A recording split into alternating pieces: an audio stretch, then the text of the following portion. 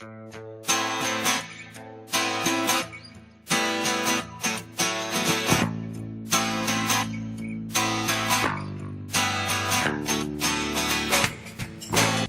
to Eye on the Tigers News. I'm Jolie Pilo. Thanks again for joining us today for the news we've been following for you. Christine Blasey Ford will testify against Supreme Court nominee Brett Kavanaugh after all, her attorney said, breathing new life into the prospect of a dramatic Senate showdown next week over Ford's accusation that he assaulted her when they were in high school. The preference would be for Ford to testify next Thursday, and she doesn't want Kavanaugh in the same room. Her attorney told Judiciary Committee staff in a 30-minute call that also touched on security concerns and other issues, according to a Senate aide who wasn't authorized to discuss the matter and spoke on the condition of anonymity. Ford is willing to tell her story to the Judiciary Committee, whose senators will vote on Kavanaugh's confirmation, but only if agreement can be reached on, quote, terms that are fair and which ensure her safety, end quote, the attorney said in an email Thursday. President Donald Trump's former personal lawyer says he is providing critical information as part of Special Counsel Robert Mueller's investigation into Russian interference in the 2016 U.S. election and possible coordination between Russia and the Trump campaign. Michael Cohen, who pleaded guilty to campaign finance and other charges last month, said Thursday he is providing the information to prosecutors without a cooperation agreement. Trump's longtime fixer-turned-foe could be a vital witness for prosecutors as they investigate whether Trump's campaign coordinated with Russians. Workers say they endured horrifying moments of wild gunfire and terror as a woman working a temporary job at a drugstore warehouse in Maryland fired on colleagues with a handgun, killing 3 people before fatally shooting herself. The shooting, which authorities said was touched off when the worker got into an argument Thursday morning, set survivors screaming and running in all directions from the Rite Aid distribution center in northeastern Maryland. Others nearby helped the wounded, and one person tied blood-soaked jeans around an injured man's leg, trying to staunch the bleeding. Reefer madness has gripped Wall Street. Investors are craving marijuana stocks as Canada prepares to legalize pot next month, leading to giant gains for Canada-based companies listed on U.S. exchanges. Some experts are concerned that the ending will be a buzzkill. Billions of dollars have poured into the stocks in the last few months, and investors smell green in the air as they consider the opportunities these companies might have as the marijuana market in Canada grows, along with the possibility that the U.S. and other countries could follow suit. If you want a straw with your drink or a soda with kids meal at California restaurant, you'll need to ask for them starting next year.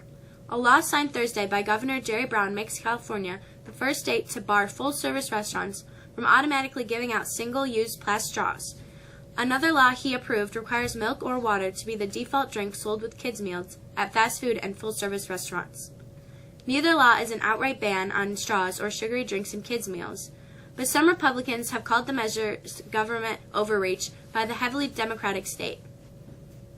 We could see some pretty heavy storm action this evening, and then some real changes begin on Saturday. Here's Shannon with the forecast.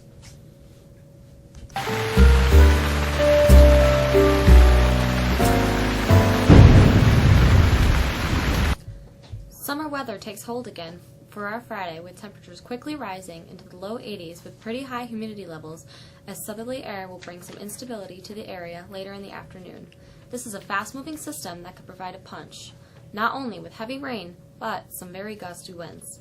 Thunderstorms stick around Friday night before new air from the north heads in overnight and clears us out. But we'll see markedly cooler temperatures. We'll barely crack 60 for a high on Saturday and Sunday, but we'll have a bright sunny skies. Looks like nice weather sticks around for Monday before showers move in on Tuesday. That's the forecast. Have a great weekend. I'm Shannon. The Browns have finally done it. After going witness last season, Cleveland notched his first victory in over a year. Here's Joey with sports.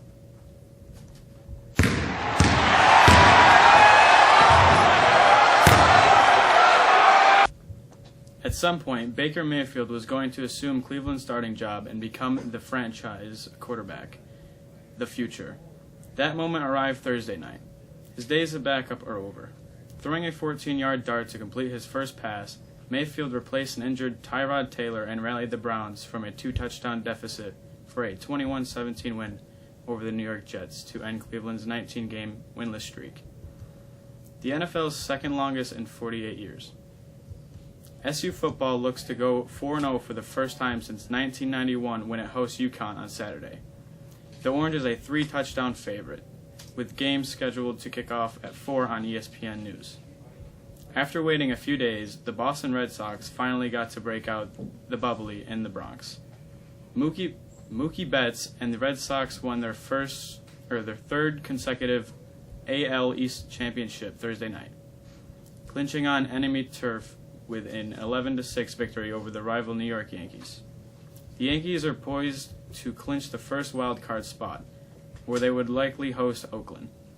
The winner there would play the Sox in a divisional series. Locally, the girls' soccer team couldn't overcome a 3-0 early deficit despite playing state-ranked West Hill even in the second half.